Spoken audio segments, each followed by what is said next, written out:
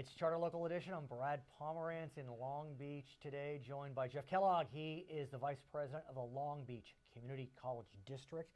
I want to speak with you about the cost to attend community college. In Long Beach, about 10 years ago, you launched what's known as the Long Beach Promise, which creates a seamless path from Long Beach Unified to LBCC to Cal State Long Beach, and also gives a 1-year free that first year to Long Beach Unified students. Tell us about that. Well, it's sometimes back to the future, because when I attended Long Beach City College decades ago, I have to admit, but community colleges were free throughout the state of California. That, of course, has changed over the course of time, state legislature. I think. Yeah. But the College Promise, that's really a lot of thanks to the Long Beach Community College Foundation, because they do the fundraising. That is money that's raised here, or, well, it really is mostly local funding. You must be a bit proud that Los Angeles is copying you. Los Angeles just announced that they are now launching a Los Angeles College Promise. Yeah, there's College Promises. If we had gotten the trademark on that, we would be very wealthy. You'd be wealthy district. Los Angeles, because it is a multi-college district, and one of the largest ones, we're happy they're doing it. It's a great process for students, but there's also, I want to thank 7 or 8 other districts throughout the 72 districts in California that are starting their own Promise programs. So I know, for example, San Luis Obispo launched one. They were able to do it because they received a bequest of $8 million, and for a smaller district, that will do it. The city of Los Angeles, I shouldn't say the city, the LA College Promise is funded right now for a year.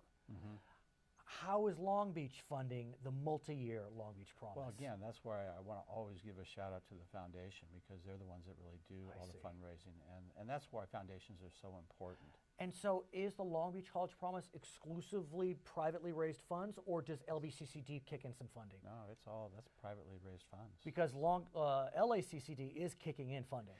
Yeah, and they're out fundraising as we speak right now. And you mentioned, I know there's one College Promise up in the San Francisco Bay Area that Chevron has put in millions of dollars. Wow.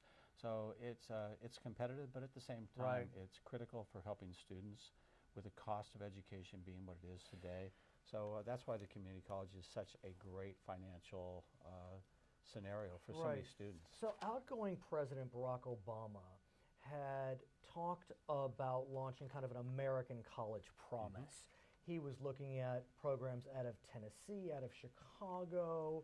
He was looking for the federal government to cover about 75% of a $2,500 a year budget per student. The states would pay the rest. That promise, which he talked about early 2015, didn't move forward much in the Congress, but with President-elect Trump, what do you think about the possibility of the American College Promise reviving itself?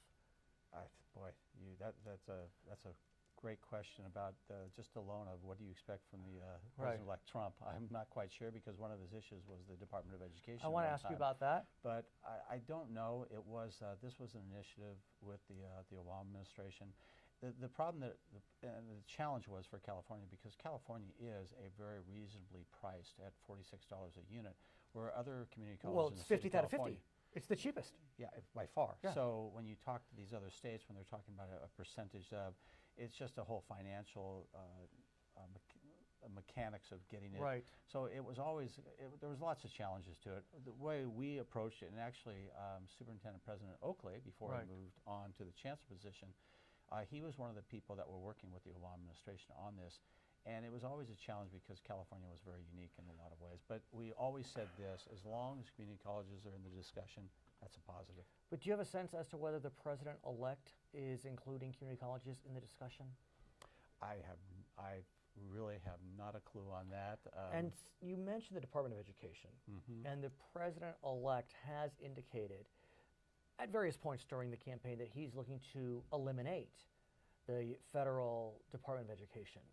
If he follows through on that promise, how would that impact community colleges? Well, the devil's always in the details, and that's why I really can't even imagine how you are able to get rid of the entire department. I mean, I'm going to go into this way, like I think most Americans do, and that they always wish the very best for the president-elect. And the campaigning rhetoric ends and the reality of governing begins. Community colleges, though, I will tell you, whenever we're back in Washington, D.C. lobbying, for and most importantly, it's called the Pell Grant. It's where funding comes from the federal government to the state, and then it comes down to the local districts. That there's always a sweet spot for community colleges in both sides of the House, Republicans, Democrats, where there's always seems to be some issues with the high cost of education, other factors. Community college has always been viewed very positive because of what we provide to people in the entire country. So regardless, I always think the community colleges are going to be treated well by both sides. In California, a program is now launching that many see as truly innovative. What the program is, it's a dual enrollment program. Now, there had been programs in place where a high school student could travel to the community college and take a community college class.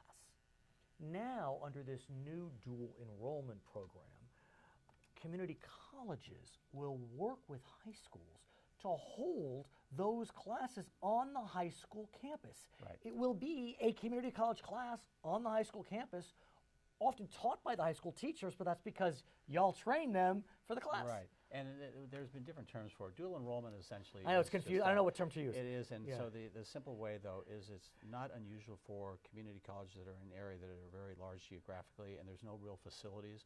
Long Beach, for example, we don't really do dual enrollment because of a multitude of issues. One, the fact we have 2 campuses in Long Beach on locations that our students can get to Well situated. without the need of being on a high school campus. That said, there are a lot of high school students that would like to start generating college credits, Right. and they can do that on our campus. They can actually, we have those type of things. But it's a little bit different than what traditionally people refer to as dual enrollment. But what's interesting about these programs is, high school today there'll be AP classes, advanced placement classes, and you take the AP exam, and depending on your score, you get college credit. But if you take a community college class, you get credit. That's right. And that's what you see some high school students that are doing that at our colleges, but it's a little bit different than dual enrollment. I would just share with you the biggest challenge is, like anything, it's the case of who gets credit funding, the high school K-12 system or the community college. And that's usually the biggest issue among dual enrollment. Another challenge is the cost of textbooks.